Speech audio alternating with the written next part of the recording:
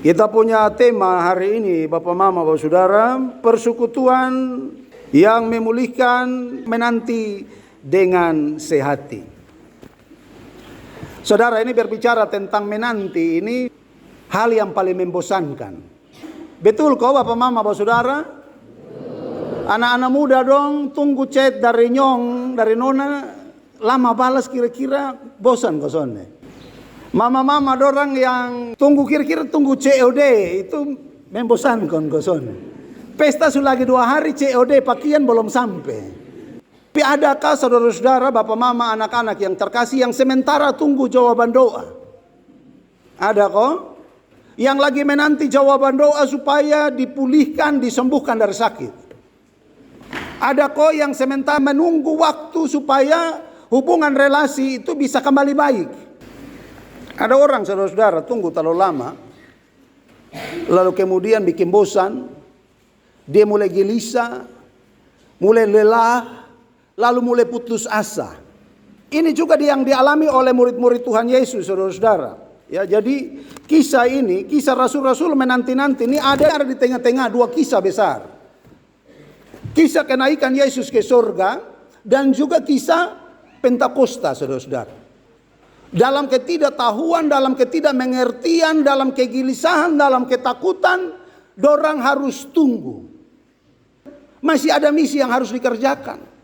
Ya, maka Yesus katakan kepada mereka di dalam ayat yang ke-7, kamu tidak perlu mengetahui masa dan waktu yang ditetapkan Bapa sendiri menurut kuasanya. Tetapi kamu akan menerima kuasa bila Roh Kudus turun ke atas kamu dan kamu menjadi saksi-saksiku di Yerusalem, seluruh Yudea, Samaria dan sampai ke ujung bumi.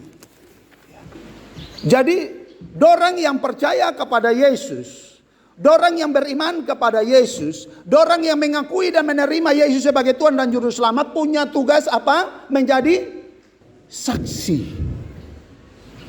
Dan Yesus bilang kamu akan menerima Roh Kudus tapi tinggal di Yerusalem. Lalu di ayat 12 bacaan kita, mereka kembali ke Yerusalem dari bukit yang disebut Zaitun, yang hanya seperjalanan Sabat jauhnya dari Yerusalem. Saudara, ini mau berbicara yang pertama ini tentang ketaatan. Dorang dengar apa perintah Tuhan, dong lakukan. Walaupun masih belum mengerti. Walaupun masih takut, walaupun masih belum pasti, dong lakukan, dong pulang ke Yerusalem. Yang hanya seperjalanan Sabat jauhnya dari Yerusalem. Apa seperjalanan Sabat? Sabat itu 1 hari, dari hari Jumat sore sampai hari Sabtu sore. Seperjalanan Sabat ini apa begitu? Kau dari Bukit Zaitun ke Yerusalem, apa yang dimaksud dengan seperjalanan Sabat? Sabat itu tidak boleh ada kerja. Berhenti total. Tidak boleh ada aktivitas. Termasuk hamba-hamba tidak boleh. Ya. Beda dengan kita sekarang. Hari Minggu masih ada yang kerja. Masih ada yang pergi kantor, masih ada yang pergi ke sawah, masih ada yang pergi ladang. Ya. Masih ada yang pergi naik pohon, pergi sensor pohon. Belum ke pohon tendes bermain sendiri. Tapi seperjalanan Sabat ini saudara-saudara, ini diatur oleh komunitas Yahudi untuk ada pengecualian untuk waktu tertentu. Yang sifatnya emergensi, boleh jalan. Tapi dia tidak boleh jauh-jauh. Supaya jangan bilang, Bepi bawa situ, saya cek dia di mall sana. Siapa bisa jauh-jauh. Seperjalanan Sabat itu di pun jarak, ditentukan jarak. Kurang lebih 900 meter sampai 1000 meter, jadi 1 kilo. Jadi dari Bukit Zaitun turun ke Yerusalem itu tidak terlalu jauh, saudara-saudara. Ya. Tapi sifatnya emergensi. Nah itu yang dorang lakukan. Walaupun dorang belum mengerti apa yang akan terjadi dengan nasib. Dong masa depan ke mana? Junjungan dorang, guru dorang, Tuhan dorang susun ada le. Bagaimana dong masa depan nanti? Tapi dorang kembali ke Yerusalem, saudara-saudara, itu menunjukkan ketaatan mereka kepada Tuhan. Memenuhi segala perintah Tuhan. Ya, di dalam Yohanes 14 ayat 15, Tuhan Yesus bilang begini. Jika kamu mengasihi aku, kamu akan melakukan perintah-perintahku. Saudara mengasihi Tuhan atau tidak? Betul. Sudah lakukan perintah Tuhan?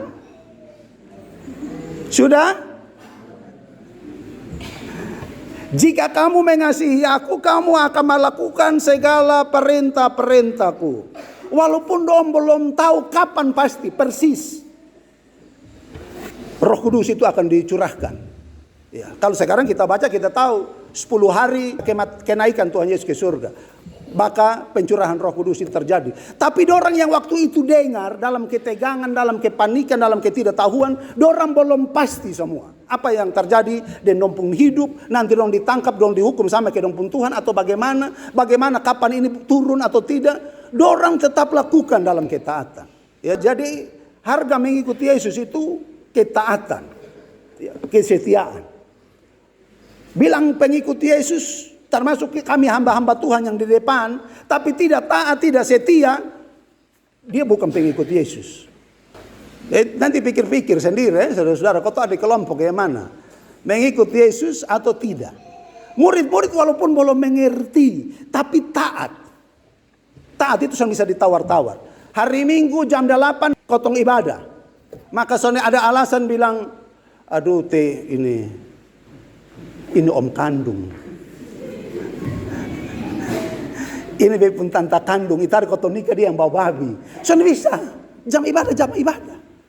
Jangan alasan ibadah rayon bilang, izinnya tunda. Ini baik kandung. Kalau saya mau main kandung-kandung terus Tuhan.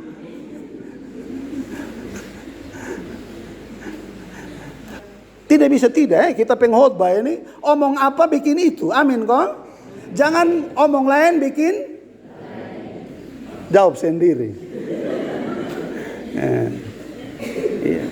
Jadi kalau bilang taat, kita lebih dahulu taat supaya orang lihat kita. Kalau tidak kita omong baik, orang bilang begini, maka dilihat kita pun hidup tidak sesuai dengan apa yang kita omong, maka dia tidak akan percaya Tuhan. Bahkan mulai ragu-ragu dan dia mungkin bisa jadi kasih tinggal Tuhan. Karena apa? Karena salah kita orang Kristen, salah kita hamba-hamba Tuhan yang tidak taat. Nah ini saudara-saudara, kau belajar murid-murid dong taat walaupun orang belum mengerti, saudara-saudara. Di ayat yang ke-13 ini saudara-saudara, mereka masuk ke kota, mereka ke ruang atas, tempat mereka menumpang. Mereka itulah Petrus, Yohanes, Yakobus, Andreas, Filipus, Thomas, Bartolomeus, Matius, Yakobus anak Alfeus, dan Simon orang Selot, dan Yudas anak Yakobus. Minus Yudas Iskariot. Cuma 11. Jangan pikir Yudas anak Yakobus itu Yudas Iskariot, soalnya itu disusun ada lah. Nah, makanya dia nanti di bacaan berikut Matius dipilih ganti Yudas. Ya. Saudara tahu dorang ini sampai diperjelas dong punya keberadaan. Simon orang Selot ini disebut sebagai pemberontak. Matius si pemungut cukai, saudara-saudara, ini dianggap pengkhianat yang pasti dong akan bentrok kalau dorang bukan pengikut Yesus. Ya. Tapi hari ini dong berkumpul di satu tempat. Orang-orang yang berlatar belakang berbeda, punya kepentingan berbeda kemarin, tapi di dalam Tuhan dorang mau bersekutu. Itu penting. Gereja ini dipanggil dari latar belakang yang berbeda-beda, dari suku yang berbeda-beda. Amin kok? Tapi kita sudah berkumpul di dalam Tuhan, kita harus mau bersekutu. Soalnya boleh pecah-pecah. Nah, dorang lakukan itu. Dorang naik di ruang bagian atas, ya. Jadi ruang bagian atas itu biasanya tempat berkumpul, ruang yang dibutuhkan itu karena ini tempat yang mereka numpang. Kemungkinan besar itu tempat yang pernah mereka pakai perjamuan akhir di situ. Dong naik di atas dan dong di situ. Lalu saudara-saudara, di ayat yang ke-14 mereka bertekun dengan sehati dalam doa bersama. Dong yang berbeda-beda, yang tadi bertengkar siapa lebih besar, siapa lebih kecil, siapa yang layak dan siapa yang tidak layak. Hari ini ketika dorang menunggu Tuhan, dorang bertekun dengan sehati dalam doa bersama.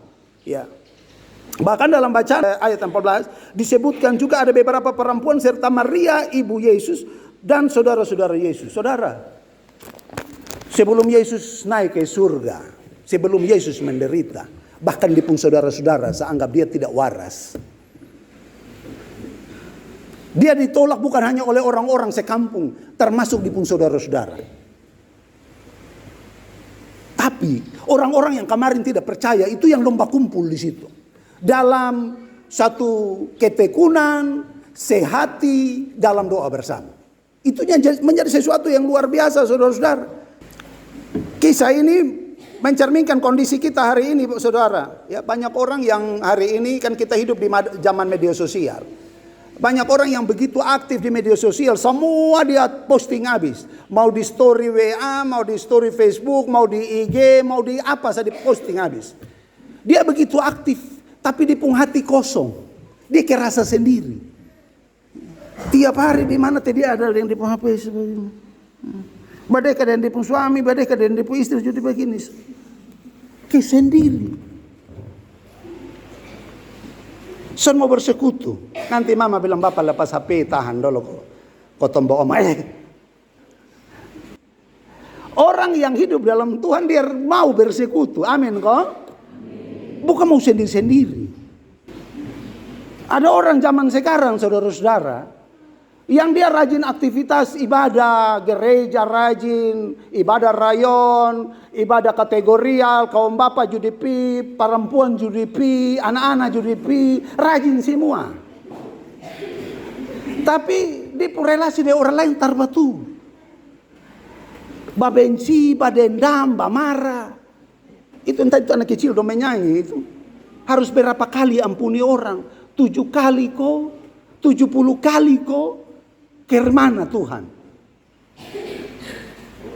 Akhirnya yang kita lakukan itu hanya aktivitas. Amin kok. Karena tidak punya pengalaman apa-apa yang kita mau saksikan di orang. Ya. Orang yang hidup dalam Tuhan, yang dipung spiritualitas itu terbangun, saudara-saudara. Dia berani mengampuni. Amin. Berani ampuni orang. Berani. Yang suami istri orang ada dalam ruangan pamarah tadi masih berani bilang minta maaf. Yang dengan bapak mama mantu batas salam berani minta maaf. Jangan sampai kita hanya disebut aktivis-aktivis rohani tapi tidak punya kesaksian apa-apa. Padahal kalau kita masih ada di dunia ini kita sebagai saksi. Kalau pulang biasa saya kena siksa di sana. Karena di dunia saya mau mengampuni nah.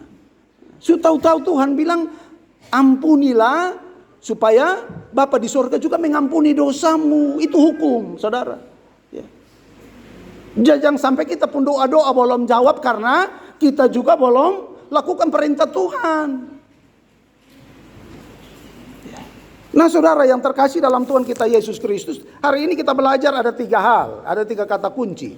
Mereka bertekun, ya, kata bertekun di sini saudara-saudara ini suatu tindakan yang terus menerus, yang statis, yang tidak berubah, ya. Mereka bertahan, lakukan itu terus menerus. Mereka berdoa adalah napas hidup orang percaya, napas hidup. Berarti kalau son berdoa berhenti bernapas toh mati. Maka berdoa tak henti-henti. Bukan berarti son kerja lai kotong berdoa sah. Bukan juga saudara.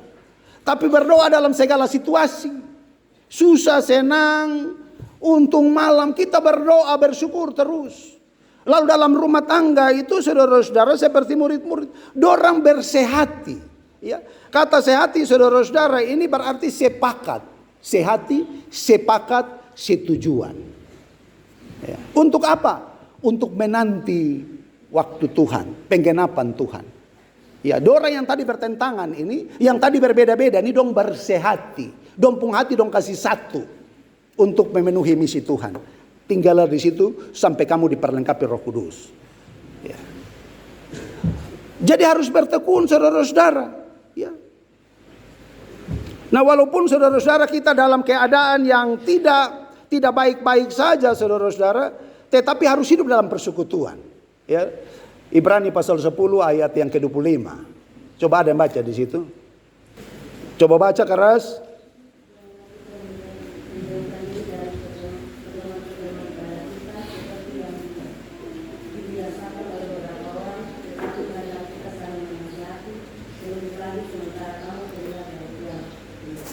Iya. Janganlah kamu menjauhkan diri dari pertemuan-pertemuan ibadah. Seperti apa? Seperti yang dibiasakan oleh beberapa orang. Yang tadi tukang alasan, ini om kandung, ini tante kandung, ini bayi kandung, semua ini pacar kandung, ini semua kandung habis itu. Jangan, saudara. Jangan menjauhkan diri dari pertemuan-pertemuan ibadah. Jangan tarik diri dari persekutuan. Walaupun kita dalam masalah, dalam tantangan, belum terjawab kita pun pergumulan, jangan tarik diri dari persekutuan. Amin. Ini kotong di ibadah sonda pelia di dia mah. Kotong pas pesta temam tua ada badangsa di sana. Berpilih itu mam tua lagi yakin lagi. Ibadah sonda mau pesta nomor 1. Jangan jauhkan dirimu dari pertemuan-pertemuan ibadah, saudara-saudara. Karena ketika mereka bersekutu, di situ mereka dipulihkan.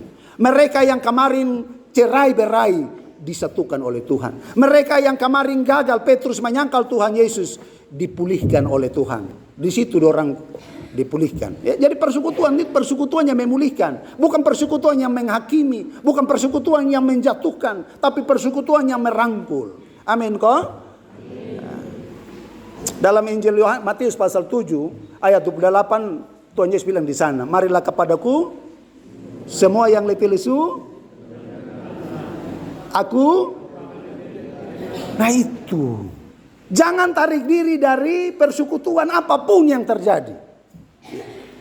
Saudara, pesta, ibu dong suka matar mau pi, bapak lagi pi sudah, beta pi ibadah. Nanti sampai, tapi meja orang su tutup. Orang bilang su balik meja, berarti son ada harapan. Kan pi jam 11 toh. Tapi sampai sate ada. Lupa apa tadi potong son dapat sate? Iya. Makanya ibadah.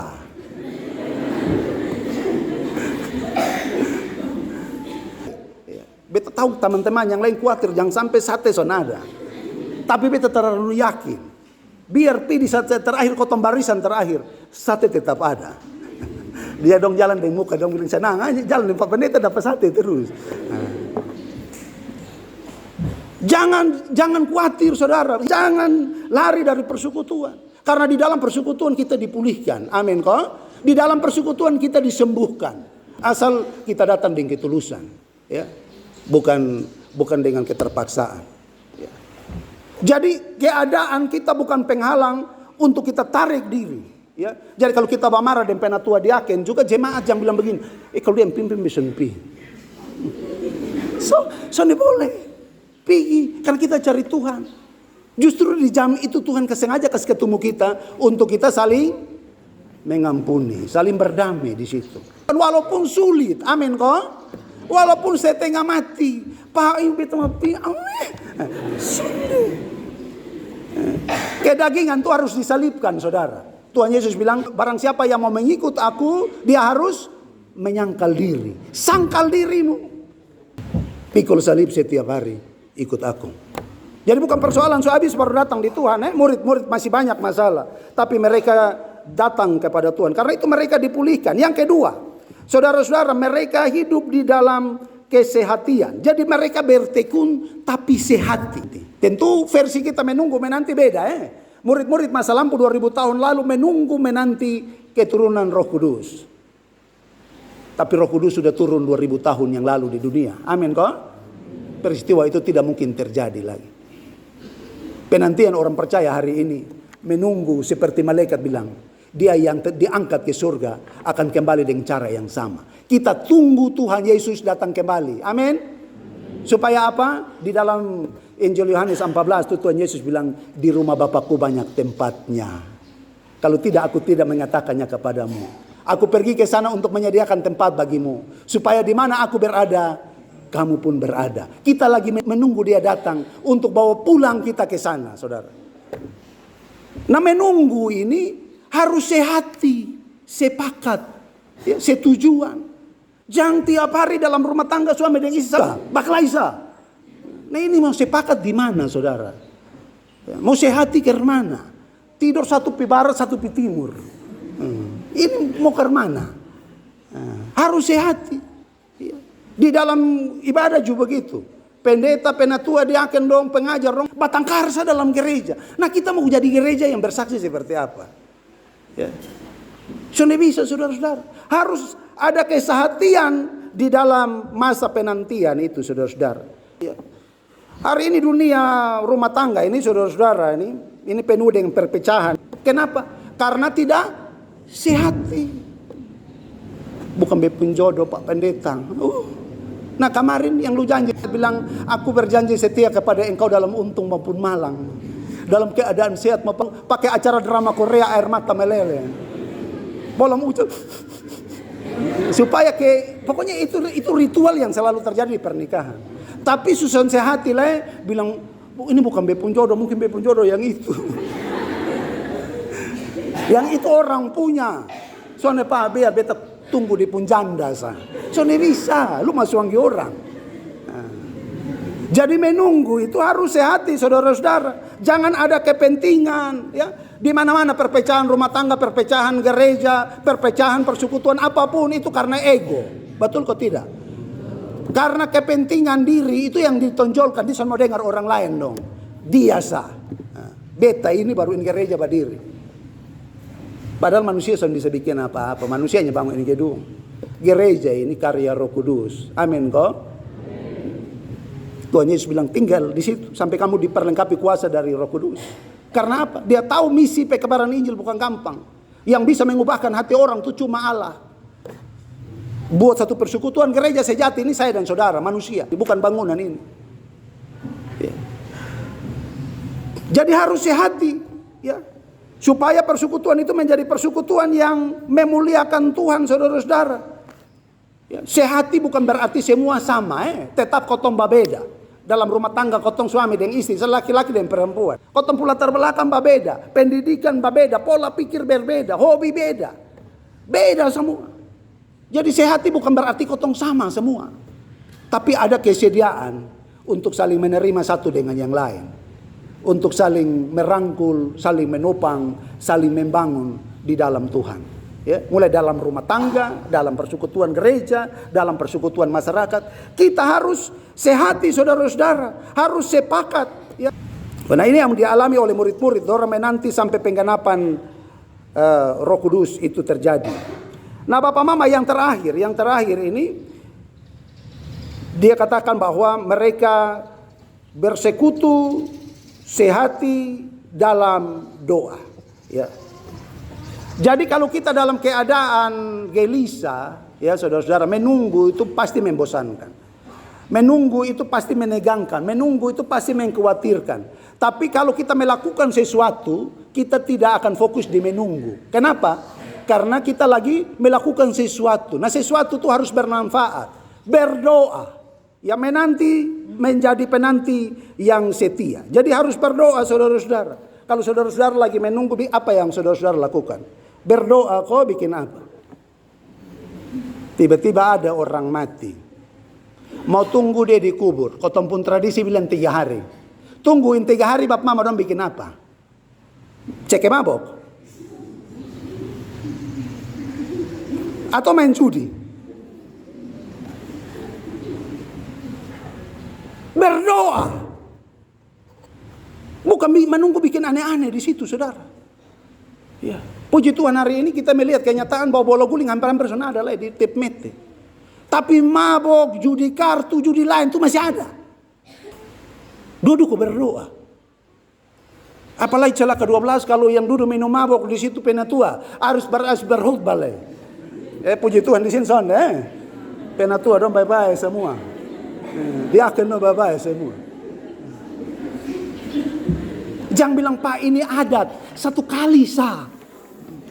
1 kali lu iko sandong itu nanti orang bilang mata sebelah son bae mus 2. Lu 2 gelas dong bilang telinga sebelah le. Lama-lama lu yang bandar. Menunggu itu dalam kesetiaan, dalam berjaga-jaga karena Tuhan semua datang saudara. Jangan bikin salah. Ya. Jangan sampai bab tua datang pas dapat angka, lu ada angka begini. Biar Bapak berkhotbah juga tanpa di neraka sana. Jangan pernah mimpi. Biar mau peti yang putih itu yang perjamuan akhir juga tetap di neraka sana. Ya. Ya sudah bisa. Ya, hamba-hamba Tuhan kalau supikul jabatan hamba Tuhan, anak-anak Tuhan harga mati. Karena apa? Kita mau jadi saksi. Amin kok? Saksi itu tidak boleh timbulkan celah orang meragukan. Kalau orang sudah mulai ragu-ragu kita, tertahu dia ini hamba Tuhan betul kok, hamba setan. Kok dia ada kayak amfibi ini nah. Di air bisa, darat bisa. Rohani bisa, rohana bisa. Harus bertobat saudara, son bisa. Kalau tidak jangan pernah mimpi. Beta tahu sama pemimpi pasti masuk surga. Ya kalau mimpi surga, tentukan dari sekarang. Bukan nanti pulang baru berdoa. Kalau mau masuk surga tentukan dari sekarang. Memang susah. Susah. Ya, hari ini mungkin saudara-saudara, bapak mama bersaudara sama anak-anak kakak adik dong lagi menunggu. Ya. Beta lihat dari atas mimbar tinggi ini. Semua muka-muka kesusah semua. Lagi menunggu sesuatu. Menunggu jawaban doa untuk disembuhkan. Menunggu jawaban doa untuk dipulihkan. Menunggu jawaban doa untuk dapat jodoh. Menunggu jawaban doa untuk dapat anak. Menunggu jawaban doa untuk dapat pekerjaan. Menunggu apa saja saudara. Tapi menunggu dengan bertekun, sehati dalam doa. Ya. Jadi kalau walaupun sampai saat ini saudara-saudara menunggu itu melelahkan saudara-saudara seperti menanti sesuatu yang belum pasti. Beta mau bilang satu kata. Jangan pernah menyerah. Jangan berputus asa. Mujizat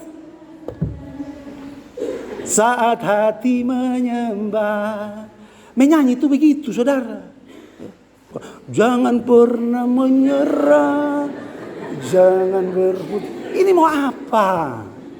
Jangan sampai malaikat jutaku. Ekspresi sedikit. Jangan takut bilang orang bilang kotong karismatik. Bukan karismatik denominasinya, tapi penyembah yang karismatik. Harus begitu, harus rasapi itu semua. Ya. Karena kalau tanpa pengalaman saudara kosong, kering. Harus punya pengalaman. Karena ketika kita menyanyi dengan sungguh-sungguh, dengan penghayatan, itu saya rasa ada sesuatu yang masuk di dalam kita, saudara. Ada kekuatan baru, ada kesembuhan. Tanpa saudara lari kiri kanan bilang, wih di sana itu hamba Tuhan begini. Yang ini yang begini. Di itu mam tua begini. Tanpa lari kiri kanan. Tinggal di situ. Berdoa di situ. Ya. Jangan cari orang pun kamar kau berdoa. Buka kotong pun kamar kau berdoa. Ya. Karena saudara tahu di ruangan kecil itu.